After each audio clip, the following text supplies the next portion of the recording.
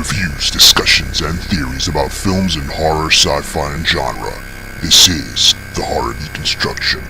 Like, share, and subscribe to hear more. What is up, everybody? It's the Horror Deconstruction. You can find us on Instagram, Facebook, most likely on YouTube. Give us a like, share, and subscribe. Hit that bell icon.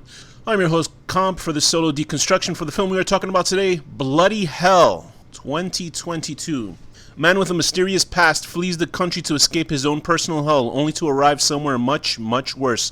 Directed by Alistair Grierson, written by Robert Benjamin, starring Ben O'Toole, Meg Fraser, and Caroline Craig, as well as a whole bunch of other people. So I found out about this film through some random YouTube videos, the ones where they use certain phrases and stuff like that to make you think it's a news story.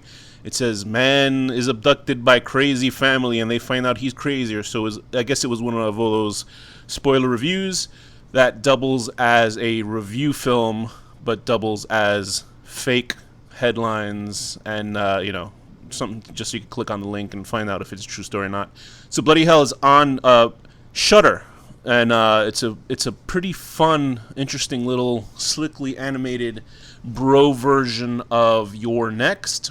I just to give you the breakdown of what the storyline is. There's Ben O'Toole, who's playing Rex. He's a guy who has just recently gotten out of jail for 8 years after he heroically, or some people might think maniacally, gunned down a group of bank robbers.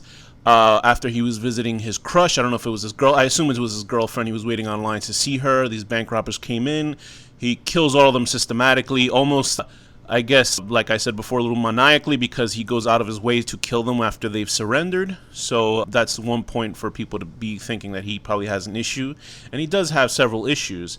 And the only point is that when I was watching this, I was wondering, like, he saved all these, customers from these violent bank robbers. Like, why did he get 8 years?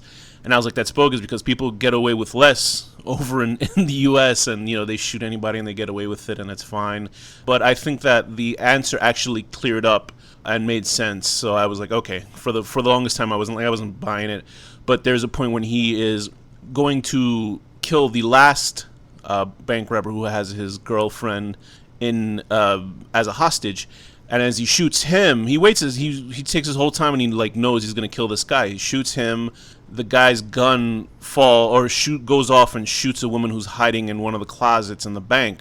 So for that, he is given a couple of years. He's given the 8-year sentence, and he finds out that his life is hell, because as he comes back, some people are just looking at him.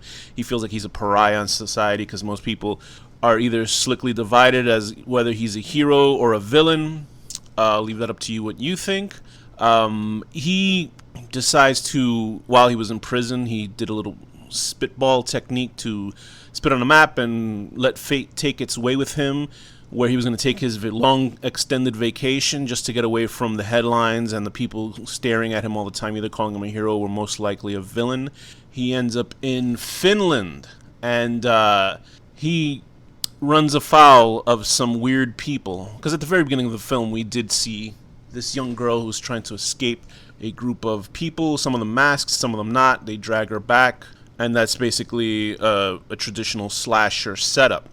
And what happens is he is accosted by a couple at an airport, and they must know that he's going into Helsinki himself. They're like an older couple. One of them reminded me of Larry Fessenden, and the other one kind of reminded me of somebody from like Harry Potter or something. They're just this older couple, and with the help of a brother of theirs. See, this is a family of cannibals that live in Helsinki, and they have the reason why I assume they got into cannibalism is because their oldest son just has an issue. He just likes to eat people. He's just always eating. He looks like a genetic mutation. So they end up kidnapping him, taking him into the car. They gas him in the car. It's a pretty neat sequence, and they drive him off to this remote house. He wakes up after being drugged. The reason why he wakes up a little bit earlier is because he has an aversion to being put under. He remembered that he is able to get out of he's not able to be put out completely, because he regales a story to himself that he once went under for a procedure and woke up halfway through it. He wakes up, he finds out that his leg is missing, so it's been amputated because the family upstairs has prepared it for a meal. The family consists of two older brothers that wear like Halloween masks whenever they run around. There's the father, there's the mother, there's the brother who's the driver. There's the young sister who's kind of kept against her will. She does not. This is not her lifestyle, but she is forced to stay there by their means. They want her to grow up and take care of the oldest brother when she is older.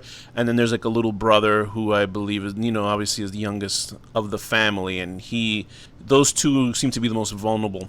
The guy in this film, played by Ben O'Toole, who plays Rex. Rex is a very, very good character. He, at some shots of the film, he looks like Robert Downey Jr., a very young Robert Downey Jr.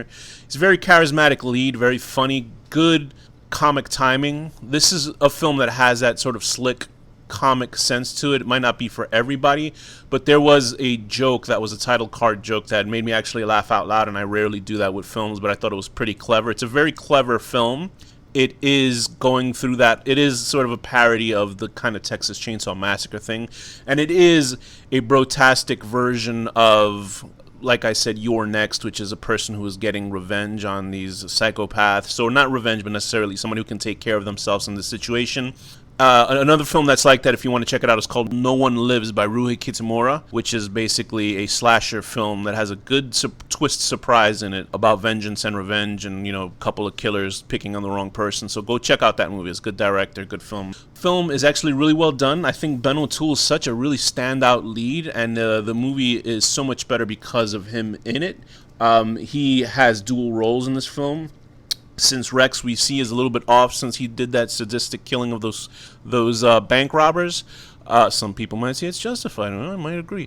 And he has his dark passenger, to paraphrase from the series Dexter, which is himself, which is the more an unhinged version of himself that tells him what to do. It's his conscience or lack of conscience embodied in his form, and he's telling him, who to kill. But I think that what I really was impressed by this film is that it was so well done. There's some pretty... It reminded me of 90s style of fun, wacky cinema. That sort of... I'm not going to equate this as a great director, but like sort of Mick G style of editing and entertaining sort of way that the story is told. It's slick, it's fast-paced, it's funny, it's dark, it's gory when it needs to be. My only concern is that the real action of the film is the last 15 minutes. Like, they really stretch out the movie. I actually would have liked to see the movie a little bit longer. It's about an hour and 33 minutes or so. And I would have liked to see more of the film. And, but, I think the ballsy thing that the director and writer did with this film was actually take away this guy's leg. He literally has one leg in the film, and there's not much you can do with the film, and that led to the funniest joke in the film for me is when he tries to first get up the staircase by attaching a golf club to his leg. We see that this killer family has taken a lot of unsuspecting tourists, and they've stashed all their luggage, and that way there's a smart effect where he's able to collect a whole bunch of weapons and things to defend himself. But that he has one leg, and usually when somebody has their leg taken away from them, there's not much you can do with that character. They're usually sort of dead meat for a film, in a horror film mostly. But they realize, I think, in the last 15 minutes that's where all the action was going to be, and the revenge is pretty quick. When I thought this was going to be Your Next, as in it's more dragged out and there's more suspense, that's not really the case with this film. It's mostly the last 15 minutes are sort of how Quentin Tarantino resolves scenes, where there's a lot of tension, and there's tension for the most part where he's stuck downstairs, and they tend to drag out a lot of scenes where he's talking to the girl who is this unfortunate prisoner in her own home.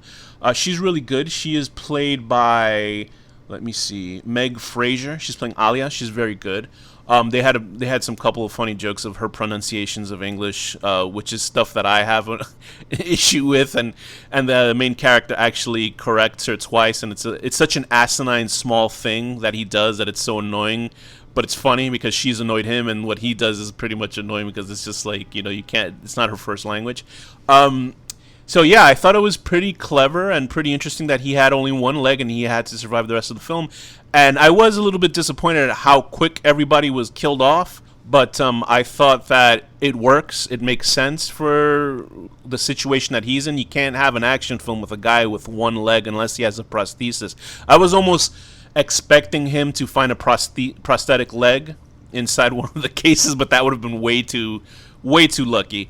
I think the gore is pretty good. They did something. They did a pretty neat thing with his severed foot at the very end of the film. The big boss at the end, I think he could have been a better looking antagonist, but he's not really in the film. He's just like probably in the last 5 minutes of the movie. He reminds me of the baby monster from 13 Ghosts. Other than that, I thought everybody else pretty much filled their role. This feels like an adaptation of a short comic book.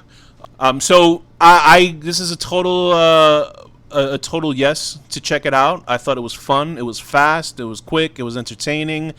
Characters are likable. The bad people are as bad as you want them to be. They're cartoonishly evil. The main character is not. He's not arrogant. He's fun and he's engaging, and he's, like I said, Ben O'Toole's a great actor. He's enough to hold this whole film. Meg Fraser's great.